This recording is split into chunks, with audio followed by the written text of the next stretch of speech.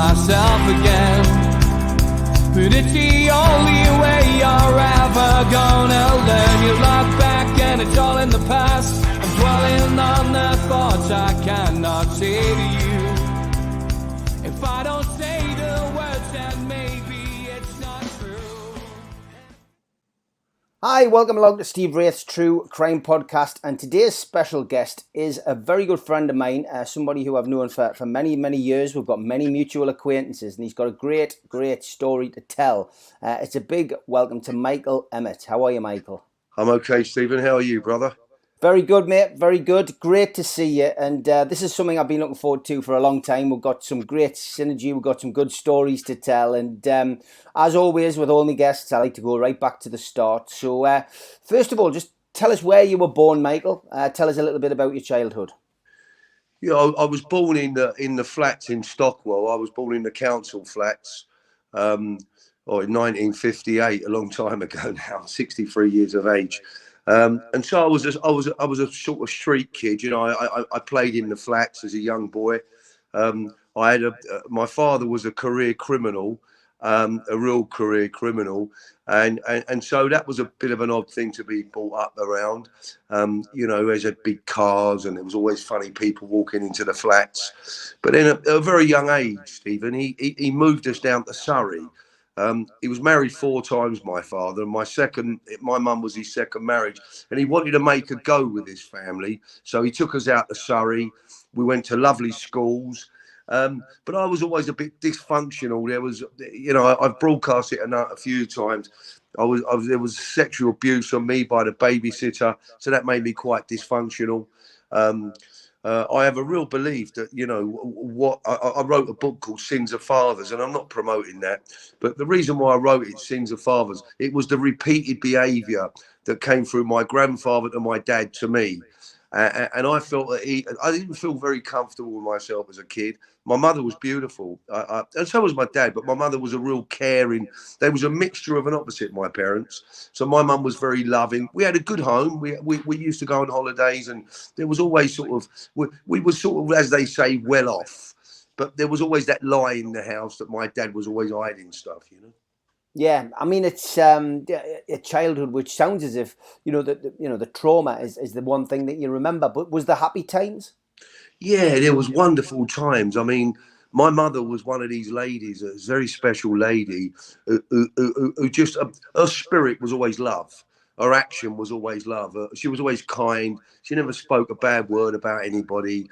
So there was a lot of great times, you know, our holidays. My dad, you know, as growing up, he would take me fishing. I was always with him. In fact, I found a diary of his the other day, wrote in 1963, and it was all about me and him. So he was very proud of me as well. And he encouraged me to do sports.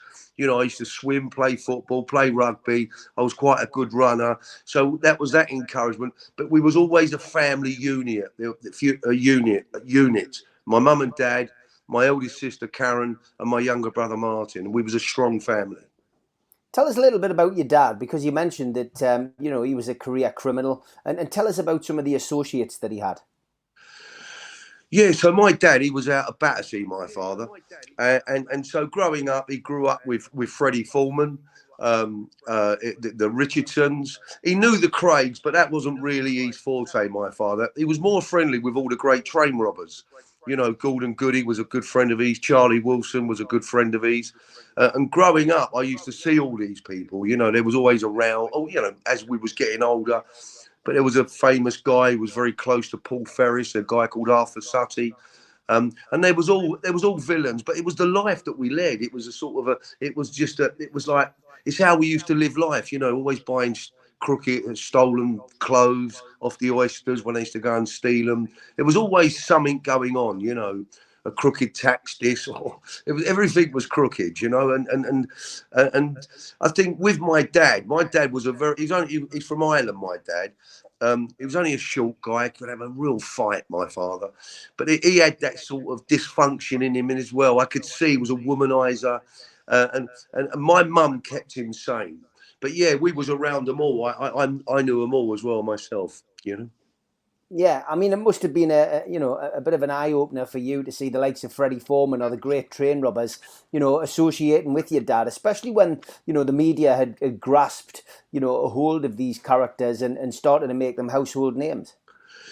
Yeah, I mean, Freddie Foreman to me was just he was just a lovely man. Fred, I've always had a soft spot for Freddie Foreman, but there was other people who are not known in sort of in the sort of a public eye, who was probably more as much prolific or as dangerous as you would like to say. People in the background, and my dad was like that. He didn't want no notoriety. He didn't want any sort of, the police knew who he was.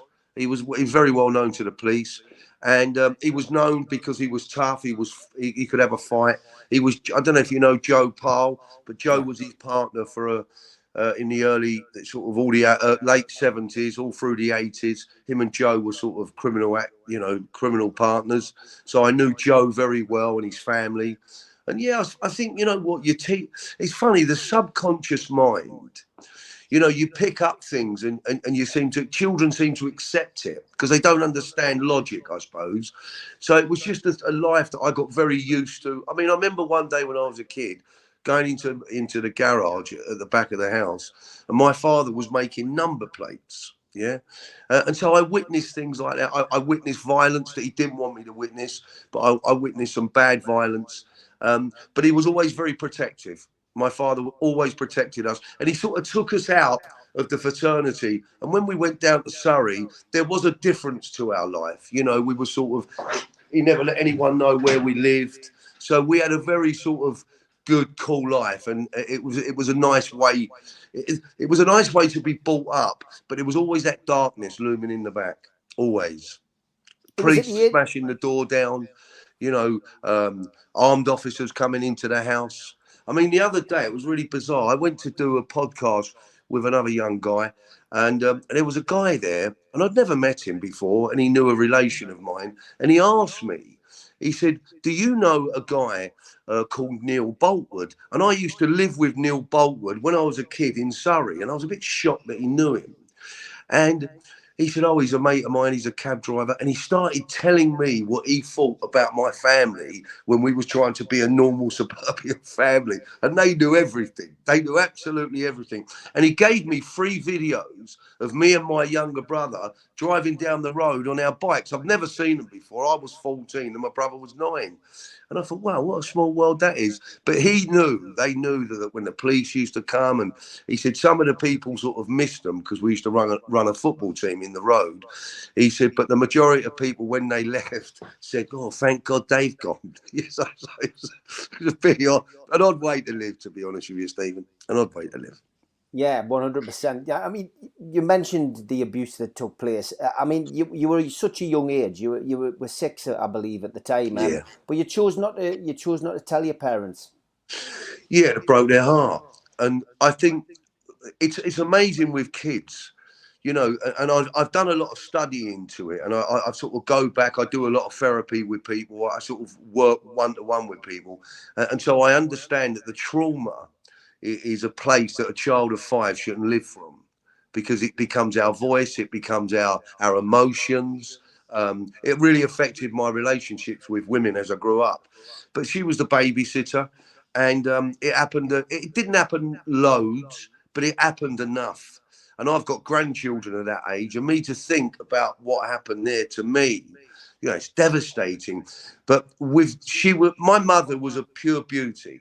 So my opinion of women at a very young age was, one was a sex abuser and the other one was a beautiful woman. And I mean, I wasn't an abuser like that, but I abused the relationships that I was in. I was always having affairs. I always had my wife and my children, but there was always another woman on the side. So there was always a conflict around it. And I do believe it came it contributed to my opinion of women, put it like that. Yeah, I can understand that.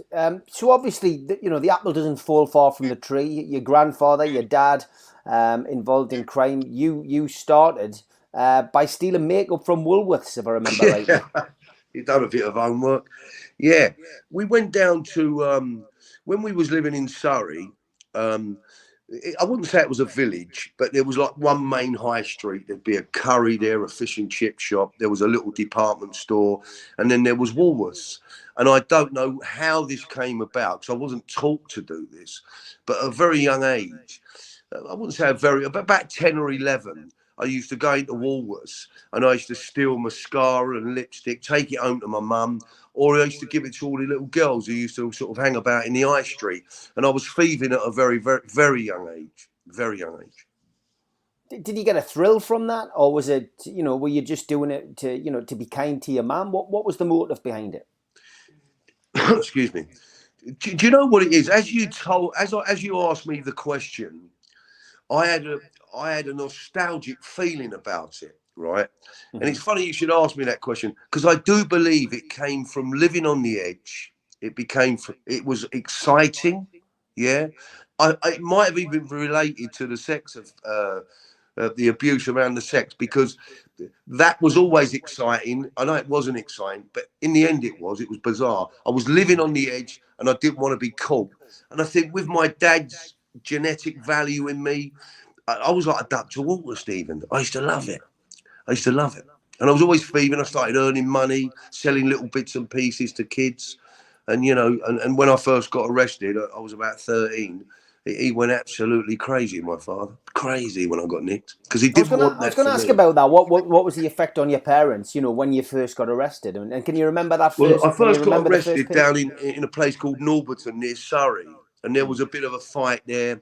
It was a club fight with sharpened all these sort of metal things in school. And we went down there one night. It was only kids. But, the level of violence I think I put into that was stuff that I'd seen from my father. And there was an argument, there was a fight, and someone got hit. And we all got arrested. And I was sitting in the police station down at New Malden. And my dad came in and he used to put all your belongings in this big envelope. And he couldn't stand smoking, my dad. He was a very fit guy. And a packet of cigarettes fell out. And he was just so angry that he went for me in the police station. And I had to run out. And he was very, very upset. And he never used to deter me from it. But he tried to show me a different life. We always had money. There was food to eat. But it was just a nature for me. But he didn't like it at all. Because my other brother from his first marriage, I don't know if you ever know my other brother, Brian Emmett. Yes. Young little Brian, a lovely guy. So he was arrested for armed robbery. And my dad, he was devastated. I just don't think he wanted us to go the route that he went. Yeah, I can understand that. You certainly had an eye for the finer things in life, though, as you progressed up the criminal ladder, and you went into stealing and selling antique furniture. Yeah, I thought I was an antique dealer, and so I used to go around with some guys I knew. We never used to break into people's houses, but we used to steal stuff out of hallways, and you'd be surprised what used to be in the hallways, especially in the West End and Harley Street and all round, these places in Eaton Square. So we never broke an entry, and we used to steal that. I learned about antiques, and I thought I was one of the chaps. I struggled with my identity, Stephen, because I was always Brian Emmett's son. Because if you knew who he was. Yeah, and I'd always be introduced. Oh, that's Brian's son. So there was stuff going on for me. I was a crazy addict. I was a real bad addict, so that addiction started to compel itself and drive me to destruction from a very, very, very early age. And so when I started earning my own money, because my dad took me to work with him, he used to have a lorry commercial pitch in Battersea, and I worked there. He was really trying hard, but there was all little things going on there, like stolen MOTs and bent this and bent that. So it became a part of me. Then when I went out into the big world on my own, I got addicted to money. So everything it had to be about money. And I used to love the thrill of it, to be honest with you.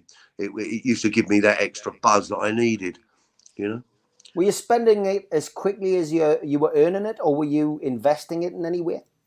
Well, as I progressed through into criminal activities, then I started to, I always had a straight business. I used to be in the flower business as well. It was a front.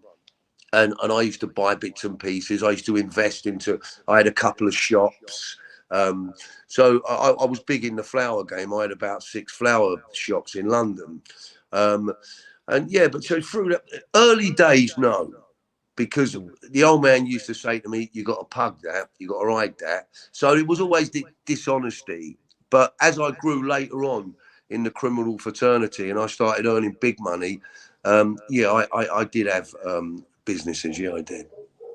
You obviously got involved in drugs, which is a major part of your life story. But I remember reading about this this crash that you ended up in. It was like a chase through London. Tell us about that. Yeah, it was a very dear friend of mine. He passed away a few years ago, and he was wanted by the police for a gun and some drugs. And he was a lovely guy, and he could drive a car. And he was at my shop. I used to have a shop up in Battersea where I used to sell Edwardian and Victorian bathroom suites. It was called Upper Class Brass. And he came there one day, and it was a front for what was going on. Anyway, he had some drugs in the car. And we went round the corner for a drink, come back to his car. I went to get in my car and I saw a police car there. And I'd had a few, he never used to drink, and I'd had a few lagers. So I said, give us a lift. So as we drove off, out the corner of my eye, I've seen them and they're on us. And I don't know if you don't know Battersea, but there's a Northcote Road is a market. And there's loads of roads that run down it and run across it and go up to Wandsworth Common. And we knew. I said, listen, they're on us, or whatever I said. I can't remember. Anyway, because he's wanted, he took off. And they come from everywhere. There was an helicopter went up, and he was mounting pavements. It was quite frightening. But the adrenaline kicked in. And could he drive, this boy? Anyway, he wound up going on the pavement, over this bridge, round across the common. And eventually we wound up round the back of Tooting, near the Tooting mental home. He went through someone's garden. And there's this massive wooden fence. And behind it was these corrugated posts, which obviously we couldn't see. And he drove into it, doing about 60 miles an hour. And it was naughty. The car went up in the air, completely stopped, smashed. And the drugs was hidden in the steering wheel. And fortunate for me at that particular time, where he went forward, the steering wheel embedded into his chest, so it concertined excuse me, it concertined the steering wheel, and then he flew through the window. And when he sat back down, his bone was sticking out of his nose. I busted my ankle and my knee, and we got arrested. The police were right there, and we got arrested and taken away. You ended up in Brixton Prison. Yeah, I went up in Brixton Prison. I was on a wheelchair, so was he. He was like that, 2 broken arms, chest caved in, nose. I can't move. I had internal bleeding. And back in the day, there was hardly no evidence on me. I was in the car, but we were associates. And my dad went to judging chambers, which you could do back in the day, and got me bail. And then they found the rest of the stuff, but I'd absconded by then. And I got myself fit and healthy, and I went on the run out to Marbella in 1984. Yeah, tell us about Marbella, because obviously, you know, there's been a lot written about it. There's been documentaries made, but what was your experience in Marbella? It looked a fantastic place to be in the mid-80s. It was a very romantic place, Stephen. Then it's not like it is now. So when I got there was an old friend of my father's, an Austrian guy. He was a top fraud man called Henry Kennedy. He was a friend of everyone's. He was an acquaintance, an old Jackie Kramer who was out of Bermondsey. So they took me under the wing. Fred was there. Fred was very kind to me. All that famous 5 was down there. And so I arrived, and I suppose it was a little bit easier for me. They'd been there a number of years, and they sort of made the way for me. You know, they all knew me dad. And I started to get up to a little bit of a mischief down there.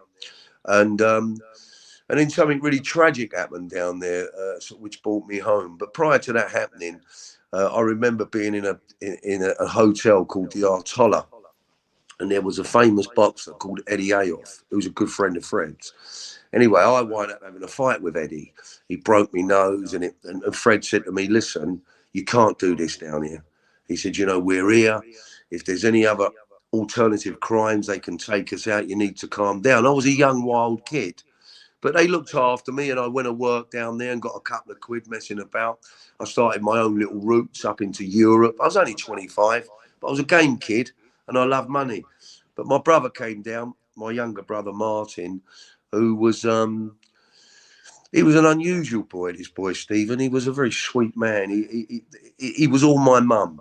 He didn't have hardly any of my dad in him. He was just a very he was like a puff of love. This kid. He was a terrific kid, and we had an argument. We'd been taking cocaine. We'd been out. There was Charlie Wilson there. There was all sorts of array of sort of villains in this club called Pinkies. Anyway, we went home. We had words about my dad. Stupidly, his girlfriend was 3 months pregnant. It's a bit of a drawn out story, but he took the car. He went to Malaga Airport, and on the way back in Benalmádena, he went underneath a lorry and it killed him stone dead. So that was just a real, with the abuse, the crime, and then Martin. You know, there was 20 years of just, the trauma just exploded. I had a breakdown. I just couldn't believe it. I came back to the UK. I brought my brother home. And then I got nicked for the previous thing that I went on my, you know, we call it going on your toes when you run away. Unfortunate for me, I got a number of not guilties. I only wound up getting 18 months. I could have got about 6 or 7 years, but time's a good healer. And I thought I want to change my life around even then. And I think when I came out of prison, the trauma of my brother dying and all what had gone on, I just put my head in a bag of cocaine. And I lost my way really badly, really badly. In the midst of all of this, you became a dad. Yeah, well, my saving grace. I've got 4 girls, 3 from my ex-marriage and my ex-wife. I adore still, and I've got 3 wonderful children. And they was being born in this sort of time of destruction and pain and heartache. They started being born in 1983. And so, yeah, I had these 3 lovely children, but I just couldn't, I was gone.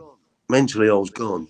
I always had a good heart, But I had the madness of my dad, my grandfather, my own behaviour. And I'm a strong believer in the sins of the fathers, really strong, because I identify.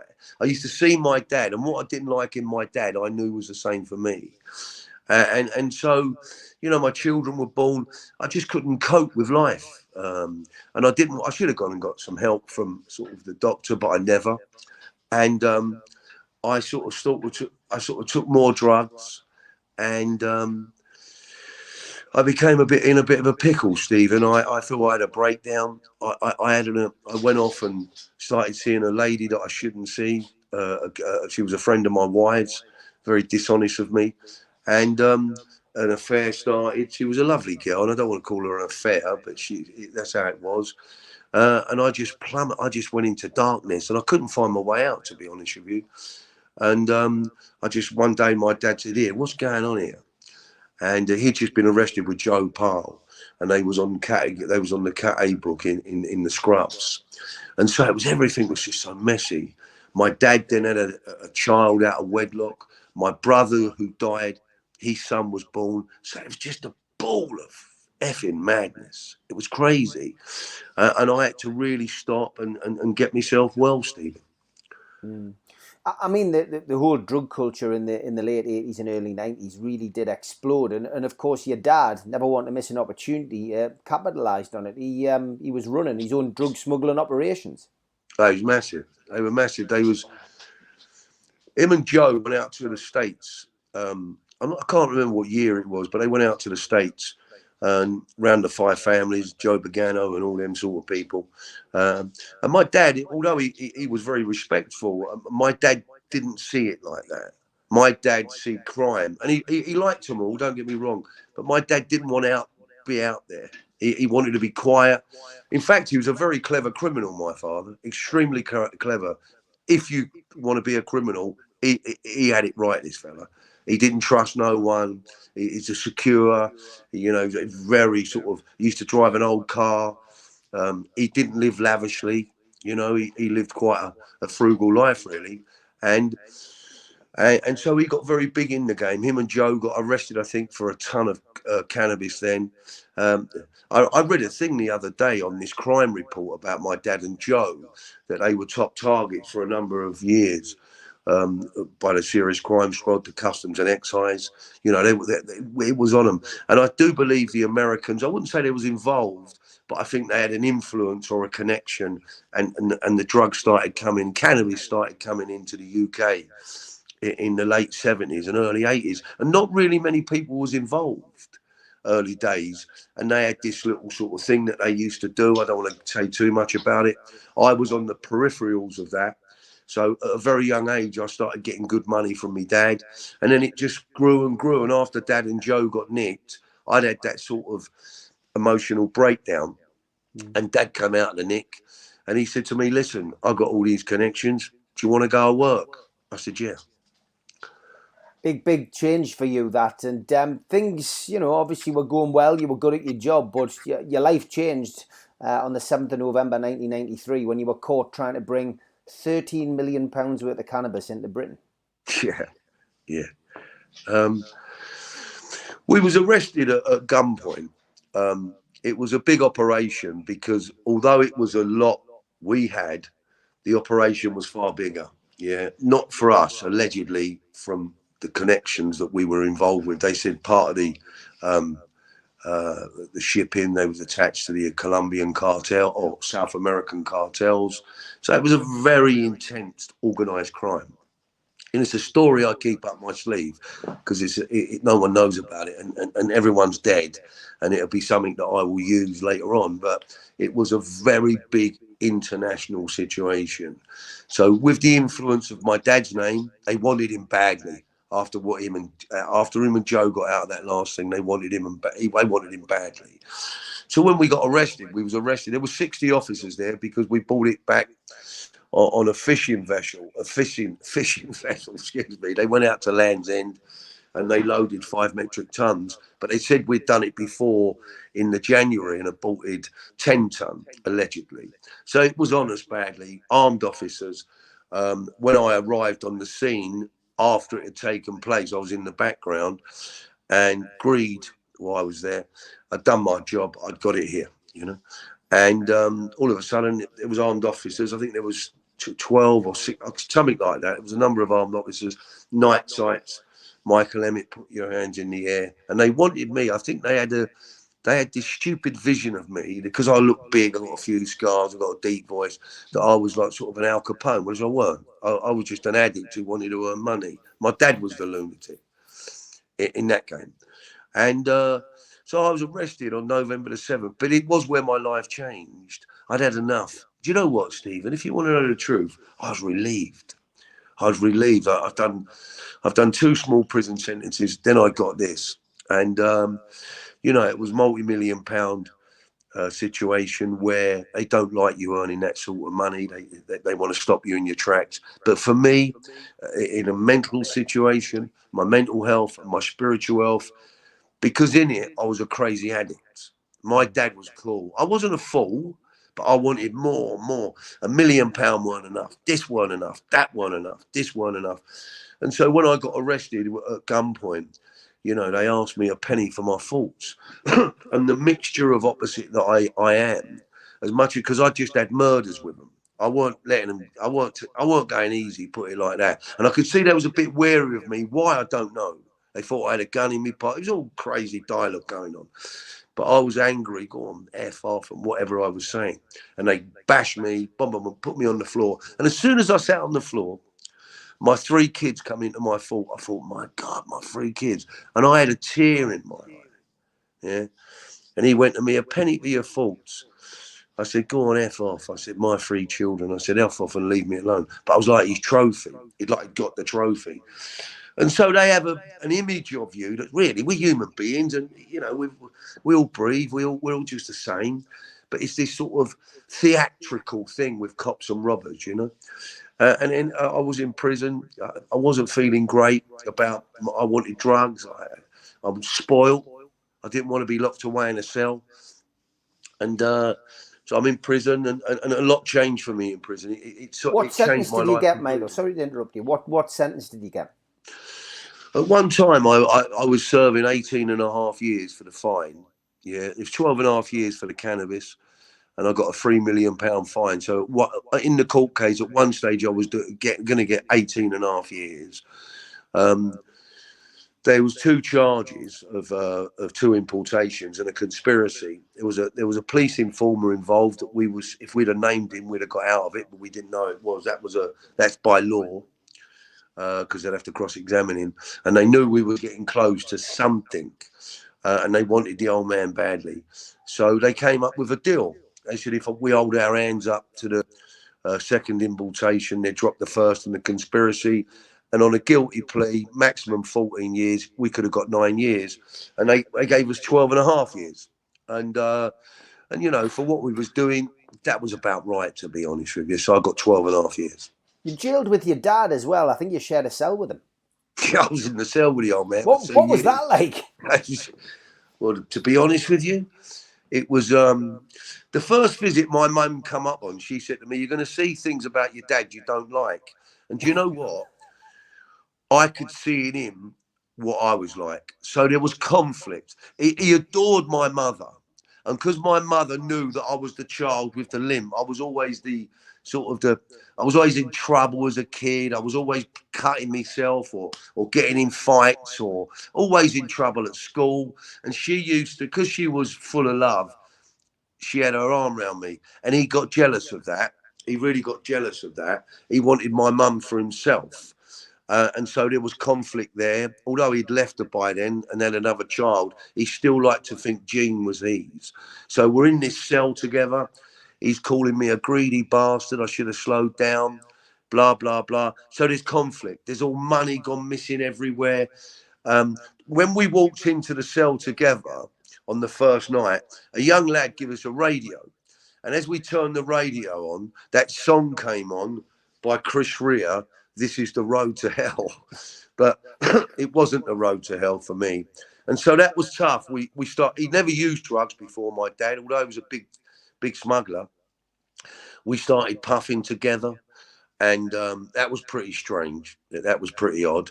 And then after 2 years, he got a job where he was on reception. So he'd go out at 7 in the morning and wouldn't come back till 8 or 9 o'clock at night. So that made it a bit easier. But we stuck together. I had a few arguments in there. He was always there to defend me. Listen, he was 65, I was 34. I'd say, "Dad, go away, mate." He'd say, "No," and he'd want to shape up. And he used to do the pads in there. He was very misunderstood. He was a very bright man, my father, extremely bright. He used to do the Times crossword. But he had that thing in him. I don't even think he liked what he was like at times, because he was a very, very aggressive man. Never to us. I mean, he was to me. I had a couple of fights with him, to be honest with you. He broke me hooter. But bless him, I forgive him for that. But yeah, it was strange. It was very, very strange. Your girlfriend at the time was invited to church on the outside, over the wall, by a friend called Samantha Fox, who, of course, Correct. was a well-known Page 3 model. And she was a Christian convert. But then, you know, your girlfriend spoke to you about it, and you asked for somebody from the church in Brompton to attend the prison to meet you. So was this a bit of a eureka moment for you? First of all, my dad was one of them old sort of, I don't want to say mafia, because my dad wasn't mafia, but you know, that sort of God bless Catholic, nothing wrong with it. He had that mentality. So he used to say to me every Sunday, instead of going over the gym, why don't you come and sit in the church, at the back of the church? It wasn't about faith. I think for him, it was a quiet, peaceful place. Yeah. And he used to go all the time. He used to sit on his own and sit at the back. And so I sort of went along with him. Excuse me. I've just had a nose operation and anyway, forget that. So he went along there, and then my wife, she was down in Marbella. She was they had restaurants down there. Her father had a number of sort of top restaurants down there, and she was devastated when I got nicked. And Sam Fox was her friend. So Sam would started going to the church, as you mentioned, at Holy Trinity Brompton, and Daniela thought there was an angle in it. So did I at first. So I went to see the chaplain, and there was a thing called Alpha. It's a course of Christianity course. And I'm not religious, Stephen. I have a spiritual relationship in my life with something that's far greater than me, and I'm convinced it's true. The miracle of birth, so many things that go on up in the heavens that you think, well, you know, what is this all about? And that fits the box for me. So Sam came down to the prison because we'd raised some money through the charities for the disabled kids and all things like that. I had her in the nick. She come into the chapel. They've taken all photographs of her, a video. There's another funny story to the video because I stole it out of the nick. But she went on the landing with me. Now, she was probably in 50% of those cells on the wall because it was her A day. Yeah. And you know, she was, you know, whatever, a sweet girl. So people can't believe it. They're rubbing their eyes. You can't believe that I'm with Samantha Fox on the bridge, on the twos in Exeter Prison. And so from there, she introduced me to the church. And I don't know what it was, but I phoned them. I don't know why I phoned them. And I invited them down. I think it was I was always looking for an angle, Stephen. I couldn't sit still. There was always something, but my art was always good. My intentions was always pure, but it never always worked out like that. Especially with women, I wasn't very nice. The way I had affairs with women, bless them all, because they're all good people. And they came down, this group of guys and this lady called Emmy Wilson. And something happened in that chapel that day. There was about 30 guys. And I don't mean to be weird or strange here, but there was a moment in that chapel that changed or began to change who I was. And because it was an emotional, it was a peaceful, it felt like love, it felt kind. And it was nothing. It was just something in the atmosphere that attached itself to me. And it was like they say, the faith the size of a mustard seed. And I got on it because I was a crazy addict who wanted to get clean, who wanted to get mentally well. So I took that route, and it was sensational what happened in there. And it was the birth of Alpha in Prisons, which is now one of the biggest prison organisations for people in the chapel trying to get well, trying to change, probably in the world. It's one of the biggest. And we began it. So as much as we was big in the cannabis game, this came towards us in a very kind way. And we didn't do a lot about it. We just, every prison we went to, which was tough, because born again Christian, I don't even like the word. Yeah. Me going around all the jails, they're going, what's happening to Michael? Everyone loved me as the drug smuggler who used to roll about and have a fight and earn money. And now I've taken this on board. So it's very difficult. But I kept with it because for me, it's the truth. And the truth sets us free. So that's my spiritual walk. I'm not religious. I'm not at all religious. I like church, but it's not about going to church for me, although I go to church. It's just about communicating with the spirit, where the dirty soul has been affected. And I do believe that the brain, yeah, which is meant for us to learn with, the brain gets so confused with drugs, with opinions. And I'm trying to learn to speak from my heart, yeah, because my heart's love, yeah. So I believe I've sort of semi-aligned. Listen, I still have my moments, Stephen. I'm still a bit nutty, but I feel my head has been aligned with my heart, and so my mess is maybe a message now. I mean, you laid the foundations for the course, as you've already said, for what became Alpha in prisons. I think it still runs in something like 900 prisons across the world, which is fascinating and a great legacy for you. You took it from Exeter to Swaleside, and then you ended up in Maidstone with somebody who I got to know rather well over a 10-year period, and that's Reggie Cray. My old mate. He wasn't Reggie Cray to me. I wasn't impressed with all of that. I'd seen it all growing up. But the day I met him, I'll never forget. He was coming, we was on World Wing, it was a Lifers Wing, and he was coming down, and he went to me, "Are you Brian Emmett, son?" So I said, "Hello, Reg," and we worked. We used to clean the landing together. Amazing, man. I mean, some funny stories with me and Reg, and we just got acquainted and we got on, and you know, and I prayed with Reg, and he was quite a spiritual guy, and he was I look, for me, total respect for the guy. total respect. He was gone a little bit in some ways, but he'd done 30 years. Or when I met him, he was about 29 years, 30 years, because he come up for his parole and he got a knockback. But I mean, people knew I was in there with him. People like the Sex Pistols wanted to use him and Ronnie. They asked me to get a picture that no one had ever seen. And when they went on their tour in 1996, their world tour, they reinvented themselves. They wanted Ronnie and Reggie over the cover, and I had a deal with him there, but he decided not to do it. And there was another guy, I think it was the drummer of Led Zeppelin, I think it was, and I got some of his drums, and I told Reg, and when he found out the guy from Led Zeppelin that I was in the nick, he had a shrine to Ronnie and Reggie in his toilet or in his bathroom. He was a big rock star, and he sent a letter to me, and to give to Reg, yeah, and so people were fascinated by him.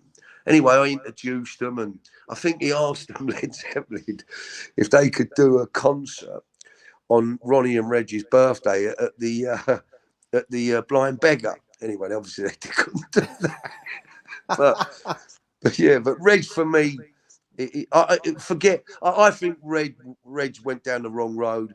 I think he was a very kind man.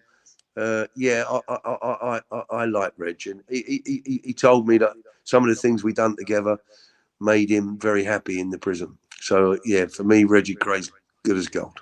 Yeah, it's a sad story, Reggie's in particular, and had he just shown that little bit of remorse, about what what the crime he committed, maybe he would have been released. But yeah, I've got some very happy memories about Reg too. Yeah. Yeah, fascinating character. I feel very privileged to have met him. And did you meet Ron? I met Ron. Yeah, I visited Ron for 5 years in Broadmoor. Did you? And I was very good friends with Charlie as well. So yeah, Charlie came to Newcastle on many occasions. I mean, did you come across Ron or Charlie? No, Charlie was I got to know Charlie really well. I love Charlie. Charlie was cool. Yeah, what used to make me laugh was his hair, though. But Charlie, for me, I met Charlie sort of in the 80s, and I spent a number of times with Charlie. Ronnie, I never met. Never met Ronnie. Obviously, knew my dad, but I never met Ronnie. But I found Ronnie quite fascinating. From your experience of Charlie Cray, would you have said that he would have ever been involved in what he was finally given a death sentence for, which was a £75 million cocaine ring? I mean, that wasn't Charlie's style, was it? Not at all. I just think that the Cray name, it was political. We know this. We won't go into it deeply, but we know it was political. The pen's mightier than the sword, and I think Charlie's misfortune was that the brothers. The sort of vomit from their life as the authorities looked at it, they wanted to clean it up, and I think Charlie didn't have a chance, because of his name. But I know Charlie wasn't that way. Listen, he didn't lie straight in bed, and he wasn't this sort of holier than thou perfect person. But he was a good man, and I think he just lived on the peripherals of all what it was. And as much as his brothers' names could have blessed him in sort of fraternities in London when they was away because he was their brother, I think it was a burden for Charlie, to be honest with you. I think he found it a burden, but sweet man.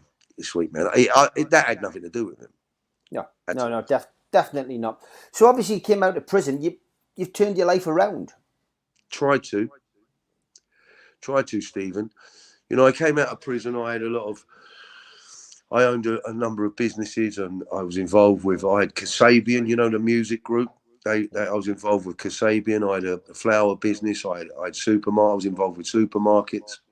I had a portfolio of houses down in Spain and in the UK, and I lost it all. I wound up in a financial terrible state, but I knew there was something inside of me. Knew that, and I lost people's money. People trusted me, especially with finances. And in that, I do believe it was part of my spiritual walk. It was like cleansing my house. Sadly, people come down the hole with me, and I deal with that. It was a debt, you know. And so, as much as I had everything, I didn't have Michael. So I came out of prison, got all these businesses, and they became another mask. And I wanted to be real. I wanted to be real to Michael, whether I had £1,000,000 or whether I had a shilling. Because if I'm real to Michael, kind to Michael, if I love Michael, then it doesn't make it difficult to be kind and loving to other people. But this addiction, the perils of addiction, I don't care what anyone says, I know it back to front, not because I'm clever, I've just experienced it, is a very painful experience if we feed the addicts.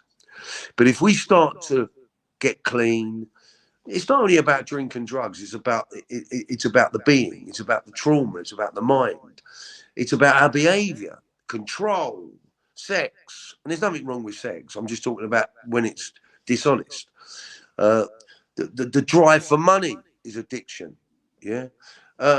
Violence, I think, is addiction. So it comes under all those categories. And so when I lost everything, you know, I went from Hollywood to Cricklewood. I didn't have anything. I lost all my homes. I didn't have any money. I was in debt to a tune of a lot of money. And I think that's where I really, really got right with my faith. And I thought to myself, do you know what?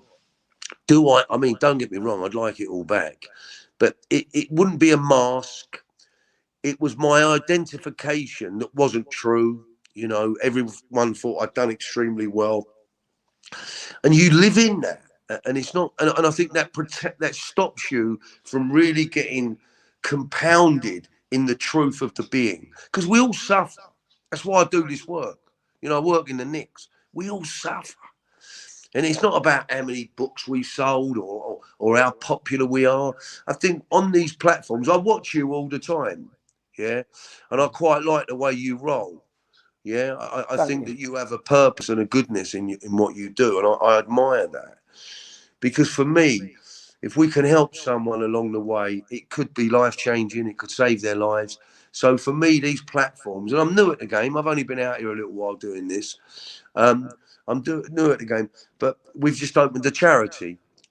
We've got a charity. We've got partners in Ireland, and so they're big. They're quite. They have a lot of financial backing, and they want us to start working with the kids coming out of the prisons, the addicts.